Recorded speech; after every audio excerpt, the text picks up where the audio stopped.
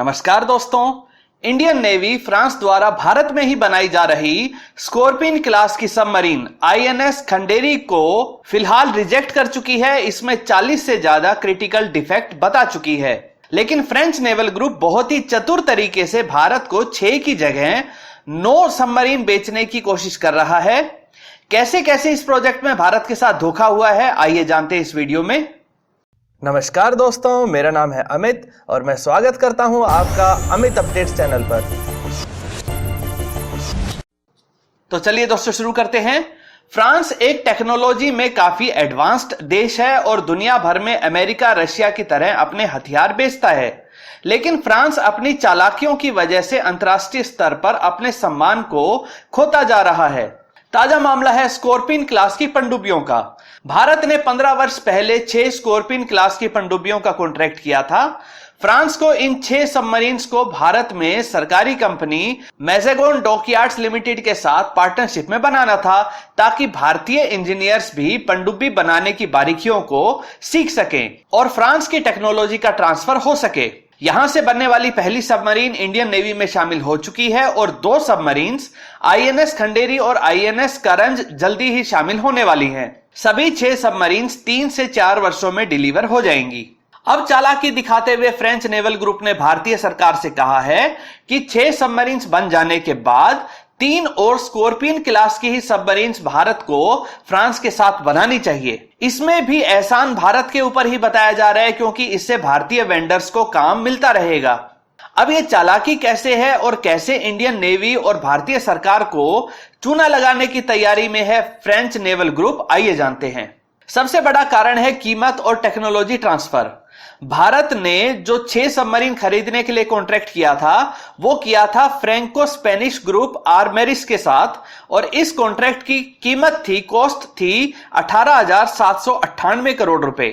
आर्मेरिस को सारी टेक्नोलॉजी को भारत को ट्रांसफर करना था। ये सभी सबमरीन्स 2015 तक डिलीवर हो जानी चाहिए थी। कॉन्ट्रैक्ट हो जाने के बाद फ्रांस की नेवल सर्विसेज ने इस आर्मेरिस ग्रुप को खरीद लिया और इस कॉन्ट्रैक्ट की कॉस्ट को बढ़ाकर 23,562 करोड़ रुपए पहुंचा दिया गया। साथ ही जिन सबमरीन्स की डिलीवरी 2015 तक हो जानी थी, इनमें से अब तक सिर्फ एक ही डिलीवर हो पाई है।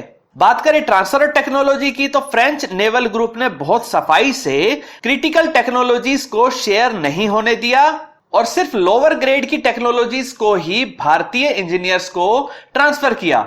जबकि आर्मेरिस के साथ जो सस्ते में कॉन्ट्रैक्ट साइन हुआ था, उसमें ट्रांसफर और टेक्नोलॉजी की बात हुई थी। तीसरा बड़ा कारण है भारत प्रोजेक्ट 75 नाम से 6 और एडवांस्ड न्यू जनरेशन की सबमरीन को पार्टनरशिप में भारत में ही बनाने के लिए एक टेंडर को इशू कर चुका है।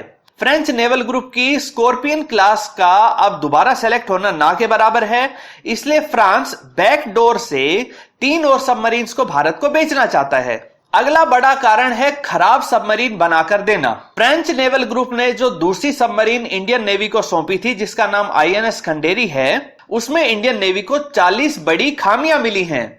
इसके इंजन और प्रोपेलर बहुत ज्यादा आवाज पैदा कर रहे हैं और आवाज ही सबमरीन की सबसे बड़ी दुश्मन होती है। कहने को तो स्कॉर्पियन क्लास की सबमरीन काफी स्टेल्थी होती है, लेकिन जब तेज आवाज इसके इंजन व प्रोपेलर से आएगी तो दुश्मन देश के जहाज व पनडुब्बियां इसको काफी दूर से ही आसानी से ट्रैक कर सकती हैं। इन खामियों की वजह से इंडियन नेवी ने आईएनएस खंडेरी को फिलहाल कमीशन करने से साफ मना कर दिया है। 5वें पॉइंट की बात करें तो फ्रांस लगातार पाकिस्तान को भी अपनी सबमरीन्स को बेचता आया है। पाकिस्तान के पास अगोस्ता 70 और अगोस्ता 90 बी क्लास की कुल मिलाकर 5 सबमरीन्स हैं और ये सभी फ्रांस द्वारा ही पाकिस्तान को उपलब्ध करवाई गई हैं। साथ ही भारत को जो स्कॉर्पियन क्लास की सबमरीन फ्रांस दे रहा है, उसके सभी टेक्निकल स्पेसिफिकेशंस पहले ही फ्रांस से पिछले वर्ष लीक हो चुके हैं। भारत फ्रांस से जो राफेल फाइटर जेट ले रहा है, उसके भी इंडिया स्पेसिफिक मॉडिफिकेशंस के भी फ्रांस से लीक होने की बात खबरों में आई थी, जिसको फ्रांस ने नकार दिया था। ऐसा नहीं है कि फ्रांस सिर्फ टेक्नोलॉजी ऑफ ट्रांसफर के माध्यम से ही चालाकी करते हुए अपने वादे पूरे नहीं करता है, ऑफसेट क्लॉज में भी धोखा करने की बात सामने आ रही है। राफेल फाइटर जेट के सौदे में ही काफी बड़ी रकम को भारत में इन्वेस्ट करना था, यानी कि इसे ऑफसेट करना था। इसके लिए फ्रांस ने भारत को कावेरी जेट इंजन को पूरा करने में सहयोग देने की पेशकश की। 18 महीने में इसे पूरा करवाना था, लेकिन 3 साल हो गए हैं, अभी तक यह पूरा नहीं हुआ है। और सॉल्यूशन के नाम पर फ्रांस कह रहा है कि इसमें अपने काबिनी कोर की जगह हमारे M88 इंजन कोर को लगा लो और हमें हमेशा रॉयल्टी की फीस देते रहना। दोस्तों, पिछले दिनों भी खबर आई थी कि फ्रांस के द्वारा बनाई गई एयर टू एयर मिसाइल कुछ गलत लोगों के हाथ में पाई गई। साथ ही फ्रांस ने अमेरिका से जो एंटी टैंक मिसाइल ली थी वो भी विद्रोहियों के हाथ में पाई गई। इससे संबंधित पूरी डिटेल आप आई बटन पर क्लिक करके उस वीडियो को देख के प्राप्त कर सकते हैं। दोस्तों, इसमें तो कोई शक नहीं कि भले ही फ्रांस के प्रोडक्ट बहुत महंगे हों, लेकिन अच्छी टेक्नोलॉजी के होते हैं।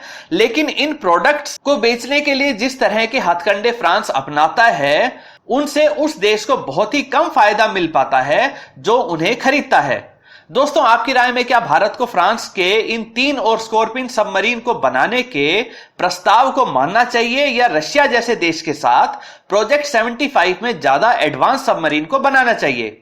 रशिया पाकिस्तान को एडवांस टेक्नोलॉजी वाले हथियार भी नहीं देता है और अपने यहां से डेटा लीक भी नहीं होने देता है। अपनी राय कमेंट सेक्शन में जरूर बताइए।